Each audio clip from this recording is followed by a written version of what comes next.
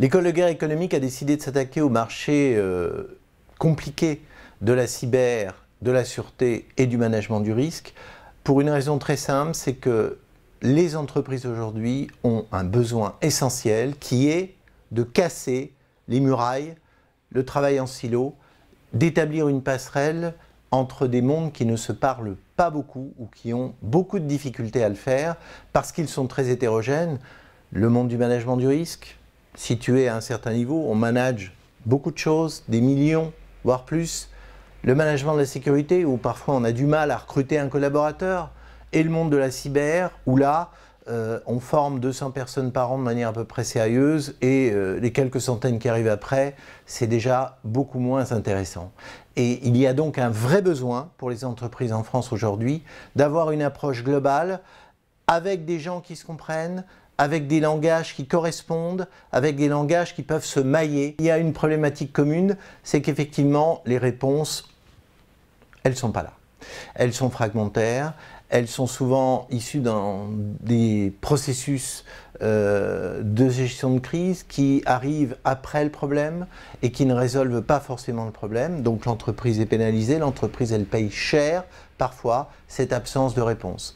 Donc nous avons écouté depuis 20 ans la montée progressive de ces différents problèmes et aujourd'hui, en 2017, il est grand temps de former des personnes adéquates pour que les entreprises puissent enfin trouver les bonnes pistes, les bonnes solutions et prendre surtout les mesures idoines pour répondre aux nouvelles formes de menaces liées en particulier à la cyber qui vient impacter l'ensemble des autres problèmes.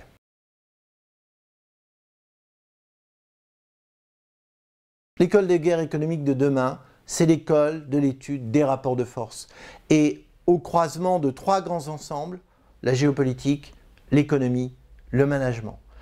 Et sur ce croisement-là se décline toute la pédagogie de nos différents produits, parce que nous avons désormais plusieurs produits qui sont complémentaires, qui touchent des populations différentes. Et l'avenir de l'EGE dans les 20 prochaines années, c'est justement de devenir l'école du rapport de force, la compréhension académique de ce rapport de force, la compréhension opérationnelle selon les sujets abordés et en étant beaucoup plus large que l'approche initiale que pouvait nous donner l'intelligence économique.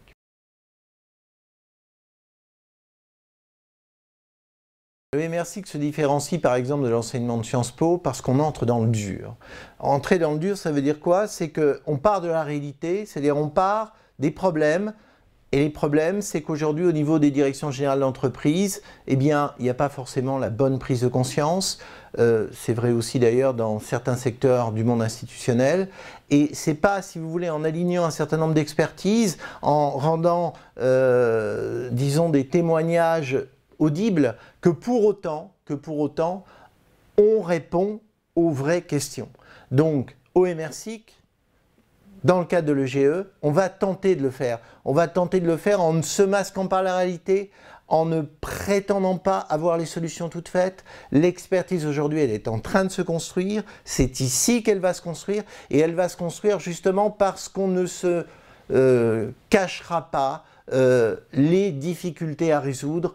Il y a une réforme des organisations, des modes de gouvernance à entreprendre. Cette réforme, pour qu'elle puisse prendre tout son sens, c'est justement non seulement en établissant les passerelles, c'est ce que nous allons faire, mais c'est surtout en partant de la réalité. Et la réalité, c'est surtout aussi, bien sûr, la crise des organisations, la difficulté qu'ont les entreprises à rentrer dans la société de l'information, à intégrer le monde du cyber. C'est ça notre défi.